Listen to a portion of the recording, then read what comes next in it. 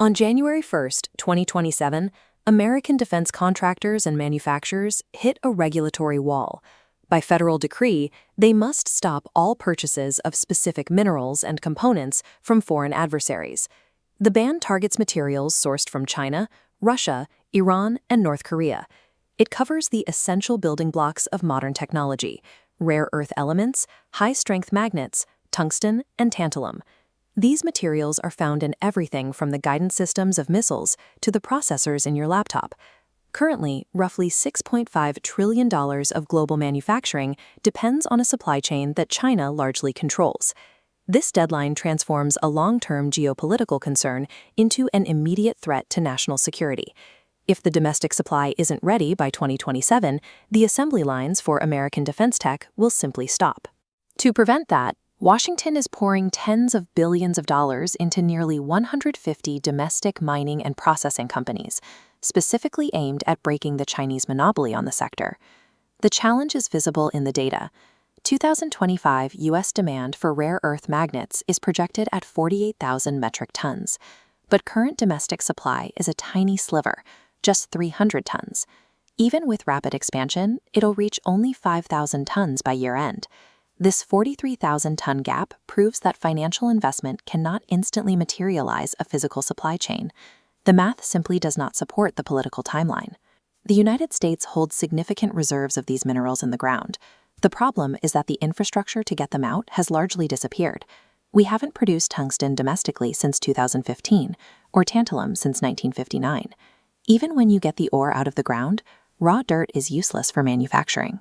The true bottleneck is processing, the chemical refinement required to turn raw rock into high-purity industrial materials. The industry standard, solvent extraction, is a painstaking chemical process. Major American companies have spent years merely calibrating their equipment, discovering that building a refinery from scratch is a multi-year engineering hurdle that cannot be bypassed. Desperate for a shortcut, the Pentagon is backing startups trying unproven methods like chromatography, a technique used in the pharmaceutical industry. But pivoting from medicine to heavy metal refinement has led to massive production delays, pushing project completions well past the 2027 deadline. Executive orders can mandate a change in policy, but they cannot compress the timelines required for complex chemical engineering and industrial construction. While American mining infrastructure sat idle, China spent decades building an industrial titan.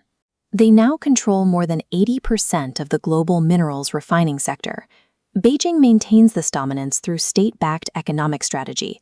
They heavily subsidize their domestic producers, allowing them to flood the global market with cheap, refined products. This suppresses global prices, ensuring that new American facilities are unprofitable from the day they open. Even if a U.S. company solves the chemistry, their finished product costs far more than the Chinese equivalent. American startups are forced to out-engineer a state-supported monopoly, while simultaneously running out of capital. Under these conditions, the domestic industry cannot survive without a guaranteed high-price buyer. In an attempt to solve this, the government launched Project Vault, a $12 billion effort to stockpile critical minerals for American manufacturers. To build this strategic stockpile, government officials admit they are currently purchasing materials from anywhere they can find them, including China. The effort to end dependency begins by increasing it. Defense giants like Lockheed Martin also rely on a system of waivers.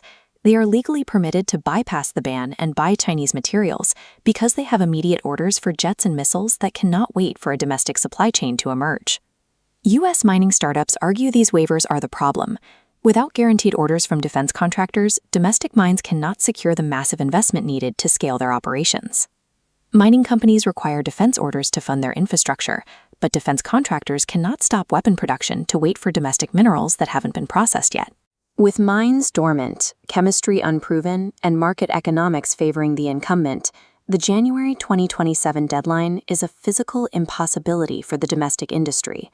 The only viable path forward involves leaning heavily on international allies. Partnerships with Japan and South Korea will have to bridge the gap until American suppliers can finally ramp up operations. A stroke of a pen cannot instantly rebuild a lost industrial base. Reclaiming this supply chain will require decades of grueling physical reconstruction, unproven chemistry, and billions of dollars in the dirt.